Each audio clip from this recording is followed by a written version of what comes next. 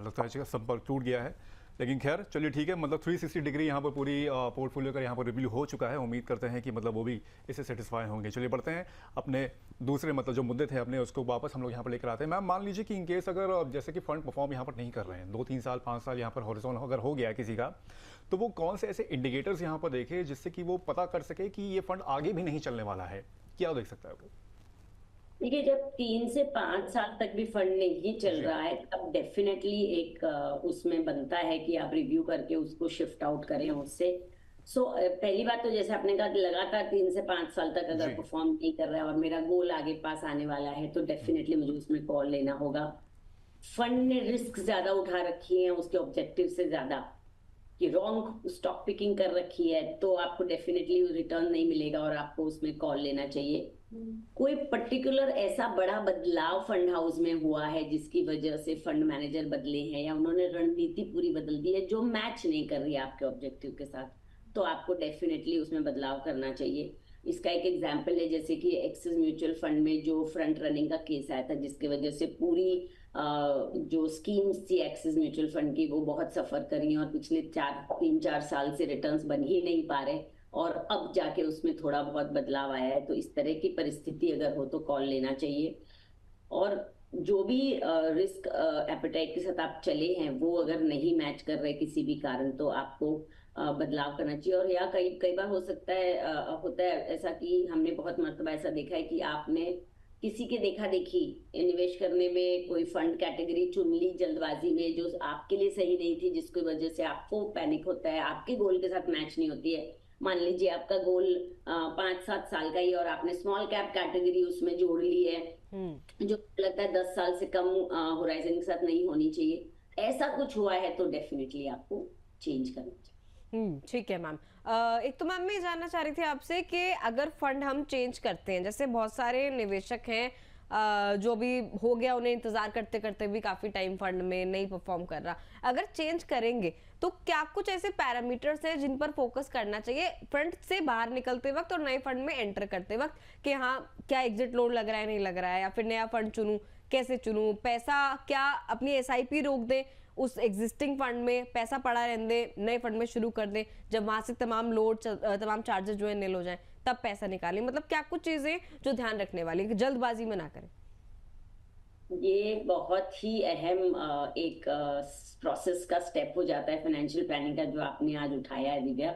इसके ऊपर आप एक पूरा शो कर सकते हैं। It can't be just one question कि किस तरीके से आप अपने पोर्टफोलियो में बदलाव करें। इट इज वेरी इंपॉर्टेंट, पहले तो आपका जो एक्यूमुलेटेड अमाउंट है वो देखें, वो माइनस है मतलब उसने नेगेटिव रिटर्न्स है कि पॉजिटिव रिटर्न्स है। अगर नेगेटिव रिटर्न्स है तो उसमें से निकल के आप लॉसेस बुक करेंगे, आपको कोई टैक्सेस नहीं भरने। इनफैक्ट वो लॉसेस आप टैक्स हार्वेस्टिंग के लिए यूज कर सकते हैं। आपने कहीं और अगर मुनाफा किया हो तो उसके सामने सेट ऑफ हो जाएगा। और आप अगर नेगेटिव रिटर्न्स में निकल रहे हैं तो कहीं ना कहीं मैं सोचती हूँ मार्केट्स भी कम नीचे ही होंगे तब ये परिस्थिति आई, तो आप जो दूसरे में फंड हाउस में जाएंगे वहां भी आपको एक अच्छी एंट्री पॉइंट मिलेगी। तो आप वो एक मुद्दा देखें कि आपके फंड्स ने कैसा परफॉर्म किया है। दूसरी परिस्थिति की, अगर आपका फंड्स ने बहुत अच्छे ओवर अ लॉन्ग टर्म बहुत अच्छे रिटर्न्स बनाए हैं, 5 लाख भरे थे जो आज 25 लाख हो गए और आप अब रिटायरमेंट प्लानिंग करना चाहते हैं, आप अग्रेसिव फंड से निकल के एक हाइब्रिड फंड में जाना चाहते हैं, तो ऐसे में टैक्स की बहुत लागत आ सकती है। तो ऐसी परिस्थिति में आपको बहुत ही सिस्टमेटिकली, यानी जो साल में आपको फ्री 1.25 लाख रुपए का गेन आपको फ्री में मतलब जीरो टैक्स लगता है, उस तरीके की चीजें अपनाना चाहिए। कोई सामने लॉस बुक करना चाहिए या एसटीपी के जरिए, यानी पहले आप सिस्टमेटिक विड्रॉ करें और फिर सिस्टमेटिकली दूसरे फंड में आप निवेश करें। ये रणनीति भी आप ले सकते हैं। और ये सब कुछ बहुत जेनरिक हम बात कर रहे हैं। एक जब पर्टिकुलर केस टू केस आता है तो आपका एंट्री पॉइंट क्या था, एग्जिट पॉइंट क्या है।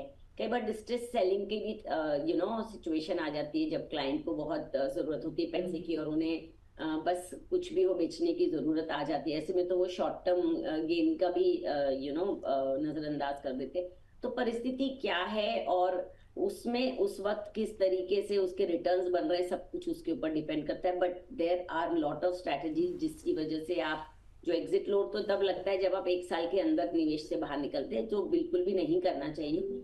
बट एसआईपी में कभी कभी ऐसी परिस्थिति बन जाती है क्योंकि मंथ ऑन मंथ आपका जो निवेश है उसके हिसाब से आपका कैलकुलेशन होता है। बट अदर देन दैट आप 1 साल का तो निवेश बिल्कुल ना निकालें, बट बाकी का निवेश आप बहुत सोच समझ के टैक्स के हिसाब से कैलकुलेशन करें। और अगर कहीं और पोर्टफोलियो में आपका लॉस बन रहा है तो आप इस पर्टिकुलर गेन के सामने सेट ऑफ करने के लिए उसे बेच सकते हैं आज और कल वापस खरीद सकते हैं। ठीक है, इस तरीके से टैक्स हार्वेस्टिंग करके आप आगे बढ़ सकते हैं। बहुत ही मुझे लगता है अच्छी तरीके से मैम ने समझाया। इसी बीच एक कॉलर हमारे साथ फोन लाइन पर जुड़ गए हैं, ऋषभ मल्होत्रा। ऋषभ जी कैसे हैं आप? आप सब कैसे हैं मैम? हम तो बहुत अच्छे सर, आप कैसे? पहले आप बताइए, आप हमारे शो में आए मेहमान हैं हमारे। Good good. मैं एक्चुअली ये शो ना रोज ही देखता हूँ। अरे मैं वाह, धीरे धीरे इसी को देख के सीख रहा हूँ कि अपना म्यूचुअल फंड बनाना कैसे है। अरे वाह, thank you so much sir. कहाँ से बात कर रहे हैं आप? दिल्ली, मुंबई, उत्तर प्रदेश? दिल्ली से मैम। कहाँ से बात कर रहे हैं? दिल्ली से। दिल्ली से ही बात कर रहे हैं, क्या बात है, हमारे पड़ोस से ही बात कर रहे हैं। सवाल पूछे सर, आपका पोर्टफोलियो में मिल गया है पराग पारिक, बंधन, एचडीएफसी, निपॉन, मोतीलाल, इनकी स्कीम्स आपके पास है तमाम, फ्लैश भी हो रहा है स्क्रीन पर। आप जानना क्या चाहते हैं पोर्टफोलियो पर? मैम मेरे को बस एक ही क्वेश्चन है कि हमें लाइक अगर 10 और 20 इयर्स और इवन आफ्टर दैट अगर हमें बनाना है पोर्टफोलियो रिटायरमेंट के लिए, तो पैरामीटर्स क्या होने चाहिए कि ये म्यूचुअल फंड ही हमारे सही रहेंगे या हमें आफ्टर 10 ईयर या 20 ईयर कोई और म्यूचुअल फंड पोर्टफोलियो ऐड करना है, कोई म्यूचुअल फंड टाइप?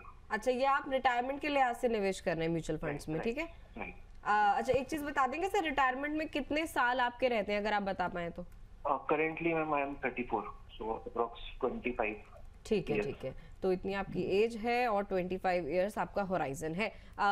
पुनः मैम से पूछते हैं, मैम ये जो इनकी स्कीम्स है, पराग पर एक फ्लेक्सी कैप है, बंधन small cap, HDFC mid cap, Nippon का मल्टी एसेट है और मोतीलाल का इंफ्रास्ट्रक्चर फंड भी है, एक थीमेटिक और सेक्टोरल बेट भी इन्होंने ले रखी है। ये जानना चाह रही हूँ मैम, रिटायरमेंट के लिहाज से अभी रिटायरमेंट में इनके जो है 20 साल 25 साल बाकी है लगभग, आपको कैसा लग रहा है पोर्टफोलियो? क्या आपके सुझाव रहेंगे? फंड सिलेक्शन ठीक है या फिर कुछ बदलाव?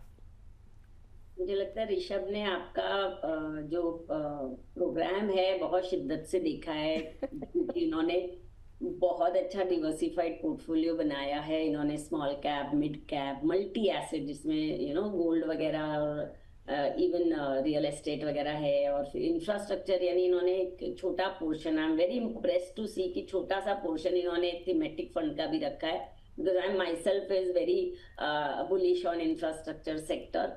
और पराग पारिक फ्लेक्सी कप जो ऑल टाइम फेवरेट है और उसमें इंटरनेशनल एक्सपोजर भी है, तो मिला जुला के बहुत खूबसूरत पोर्टफोलियो बनाया ऋषभ।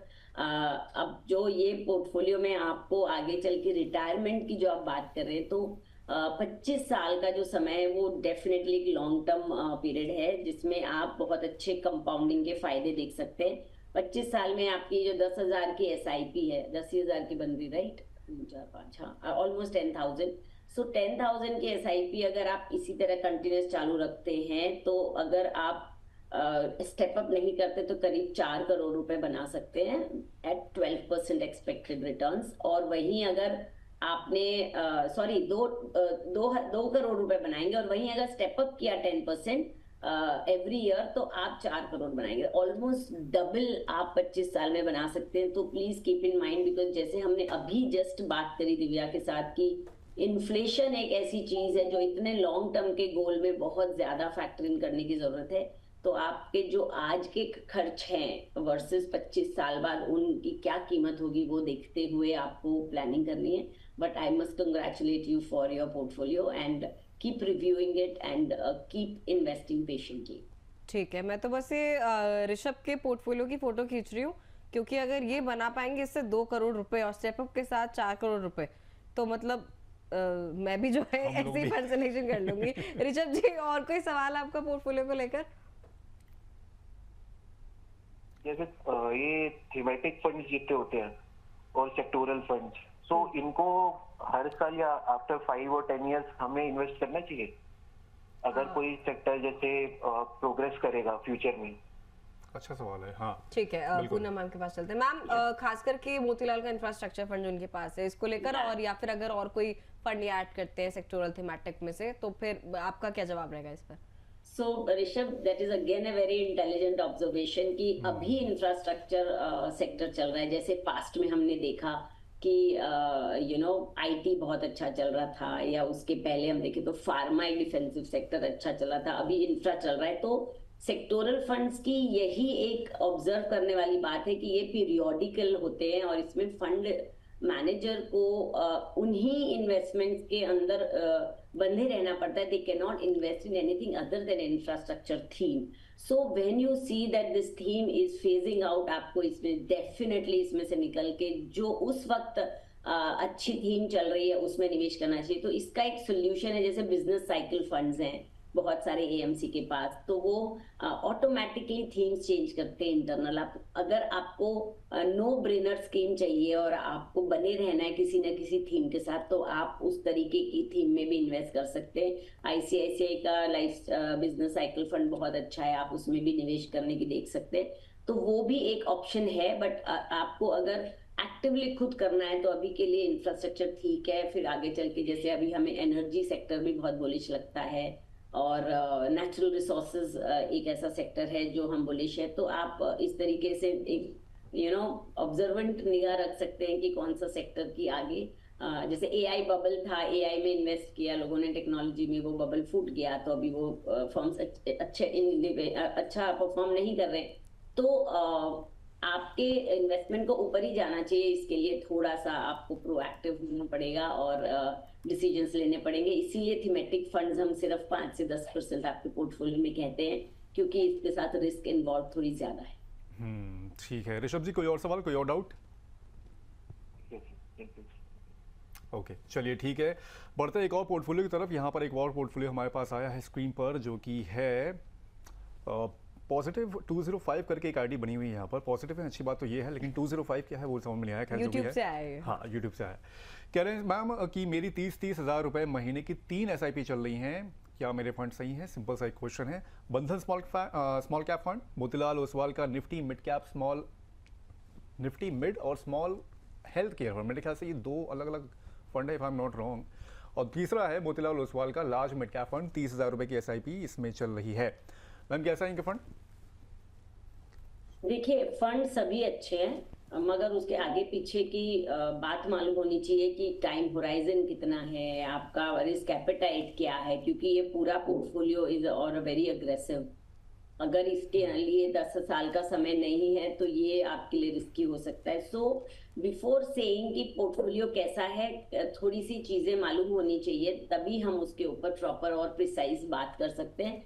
सो ओवरऑल ये portfolio is a very risky portfolio. अगर आप रिस्क समझ के निवेश कर रहे हैं और आपका टाइम होराइजन 10 साल से ज्यादा है तो डेफिनेटली अच्छा। ठीक है, तो अच्छा है। अच्छा, एक सवाल और है, सुमित्रा का प्राइम मेंबर भी है हमारी, और मुझे लगता है काफी अच्छा सवाल है, बहुत सारे लोगों के मन में ये होता भी होगा आजकल, जब बहुत सारे लोग ऐसे हैं जिनकी इरेगुलर इनकम्स भी हैं, कोई फ्रीलांसिंग करता है, कुछ करता है। मैम सुमित्रा जी का कहना है कि वो फ्रीलांसर हैं और उनकी जो इनकम है वो इरेगुलर है, कभी ज्यादा कमाई हो गई किसी महीने कम हुई, तो SIP तो ये कर ही रहे हैं कुछ फंड्स में, इसके अलावा लमसम पैसा जब आता है वो भी इकट्ठा डाल देते हैं। लेकिन ये जानना चाह रहे हैं कि what's the best long term investment strategy for someone like me, जो भी ऐसे लोग हैं उन्हें किस तरीके का एक अपने लिए पोर्टफोलियो क्रिएट करना चाहिए या फिर इन्वेस्टमेंट की स्ट्रैटेजी होनी चाहिए, जिनकी एक फिक्स्ड इनकम नहीं होती है हर महीने, फ्रीलांस से ज्यादा पैसे कम पैसे, एक इरेगुलर इनकम आती रहती है।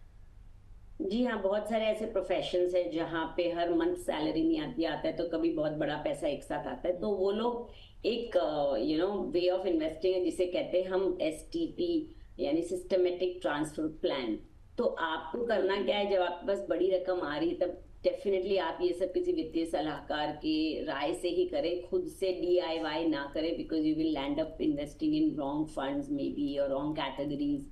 और फिर पता है निवेश करना बहुत आसान होता है, फिर उसमें से जब निकलते हैं जल्दबाजी करके तो टैक्सेस लग जाते हैं और लॉसेस भी बुक करने पड़ते।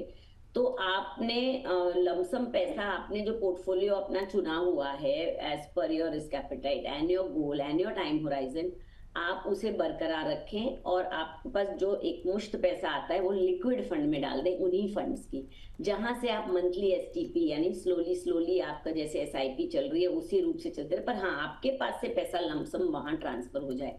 इससे 2 बात होगी, एक तो आप मार्केट की एवरेजिंग करते रहेंगे, दूसरा आपका लमसम पैसा सेविंग अकाउंट में ना पड़ा हो कि अगर लिक्विड फंड में पड़ा रहेगा तो उसमें डेफिनेटली सेविंग से ज्यादा आपको रिटर्न बनेंगे। और आपके माइंड में ये स्ट्रेस नहीं रहेगा कि मुझे कहाँ निवेश करना है और क्यों निवेश करना है। सो आप जो भी इरेगुलर इनकम वाले हैं वो लमसम पैसा लिक्विड फंड में डाल दें और वहां से एसटीपी के जरिए slowly and in a regular basis, in a discipline basis equity की तरफ ट्रांसफर करें, क्योंकि मार्केट्स आर वोलेटाइल। हो सकता है कभी आपके पास पैसा तब आया हो जब मार्केट्स नीचे हो और आप लमसम करके उसमें फायदा उठा ले, पर कभी मार्केट्स अपनी ऊंचाई पे हो और तब आप निवेश करेंगे तो आपको नुकसान हो सकता है। So the best approach and best way to mitigate the market is a gradual investment through SIP.